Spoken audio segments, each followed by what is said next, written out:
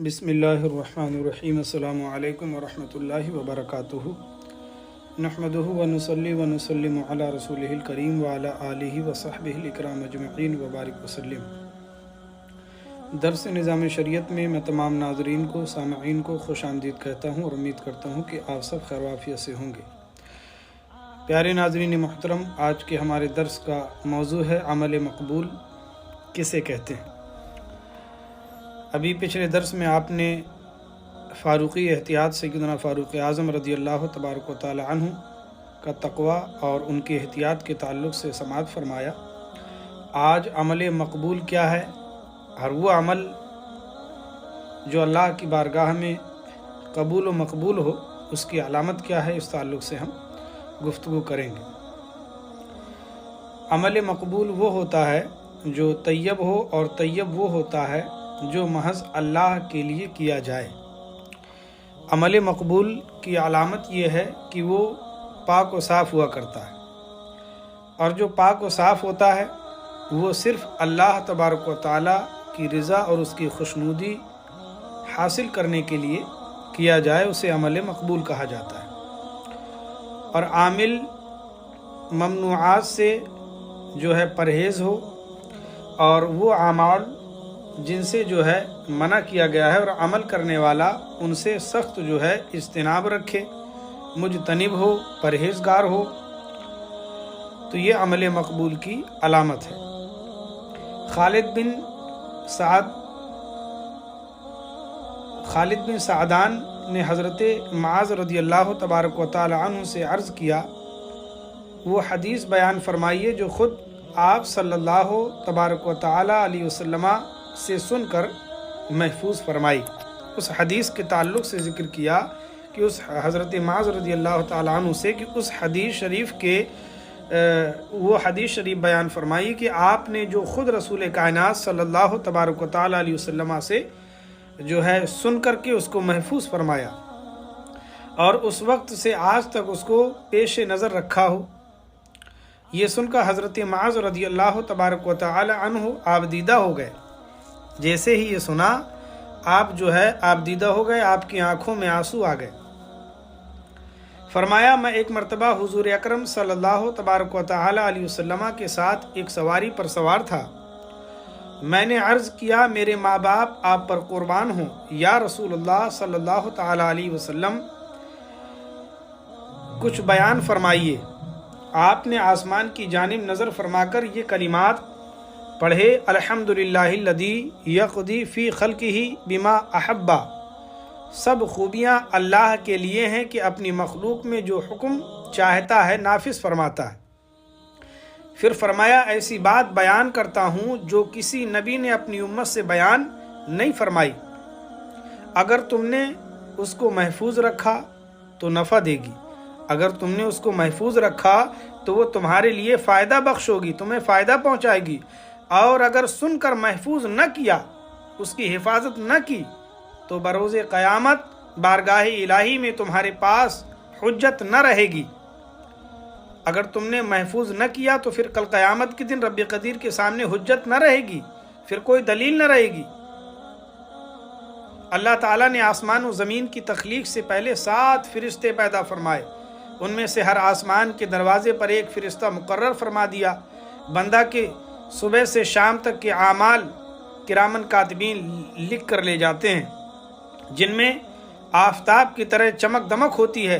जब पहले आसमान पर पहुंचते हैं तो दरबान कहता है, जो सिक्योरिटी गार्ड जिसको कहते हैं, जो दरवाजे पर होता है, तो दरबान कहता है, ठहरो, इन आमाल को आमिल के मुंह पर मार दो। ये जो तुम अमाल लेकर के आए हो, उस अमल करने वाले के मुंह पर मार दो और कह दो, अल्लाह ताला तेरी मग़फ़िरत न फरमाए। अल्लाहु अकबर। मैं गीबत पर निगरां हूँ। इन आमाल का करने वाला मुसलमान की गीबत किया करता था। वो फरिश्ते ने कहा, मैं गीबत पर जो है निगरां हूँ, मैं निगरानी रख रहा हूँ।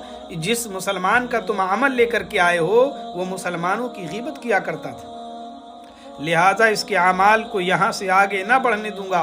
किरामन कातिबीन इसी तरह एक बंदे के अमाल लेकर دوسرے آسمان تک پہنچتے ہیں، وہاں کا دربان کہتا ہے ٹھہرو، ان کو عامل کے منہ پر مار دو اور کہو کہ اللہ تعالیٰ تیری مغفرت نہ فرمائے، ان اعمال سے دنیا حاصل کرنا مقصود تھا، میں یہاں سے آگے نہ جانے دوں گا۔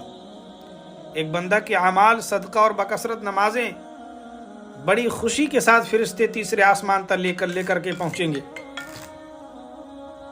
بڑی خوشی سے تیسرے آسمان تک جو ہے وہ لے کر کے پہنچیں گے۔ دربان کہتا ہے ٹھہرو، ان کو عامل کے منہ پر مار دو اور کہو اللہ تیری مغفرت نہ کرے۔ یہ لوگوں سے تکبر کے ساتھ پیش آتا ہے، ان اعمال کو یہاں سے آگے نہ بڑھنے دیا جائے گا۔ ایک بندے کے ستاروں کی طرح چمکتے اعمال چوتھے آسمان تک لے کر فرشتے پہنچتے ہیں۔ دربان کہتا ہے ٹھہرو، ان کو عامل کے منہ پر مار دو اور کہو کہ اللہ تعالیٰ تیری مغفرت نہ فرمائے۔ یہ خود بینی میں گرفتار ہے، یہ جو ہے خود بینی میں اپنے اعمال کو دیکھتا خوش ہوتا، ریاکاری میں گرفتار ہے، اس کے اعمال یہاں سے آگے نہ جانے دیے جائیں گے۔ اللہ اکبر۔ اور 3 روز تک اس عامل پر، اس عمل کرنے والے پر دربان لعنت کرتا رہتا ہے۔ ایک بندے کے اعمال فرشتوں کی جماعتوں کے ساتھ 5ویں آسمان تک لے جاتے ہیں۔ دربان کہتا ہے ٹھہرو، ان کو عامل کے منہ پر مار دو، اس عمل کرنے والے کے۔ یہ علم دین حاصل کرنے والوں اور نیک بندوں کے ساتھ حسد کرتا اور ان کے حق میں برے الفاظ زبان سے نکالتا ہے۔ اللہ اکبر۔ اس کے اعمال یہاں سے آگے نہ جانے دوں گا۔ فرشتے ایسے شخص پر تعزیز لعنت کرتے ہیں، ہمیشہ جو ہے اس پر لعنت کریں گے۔ ایک بندے کے اعمال 6 آسمان تک پہنچتے ہیں۔ دربان کہتا ہے ٹھہرو، ان کو عامل کے منہ پر مارو کہ اس کے قلب میں قساوت سختی ہے۔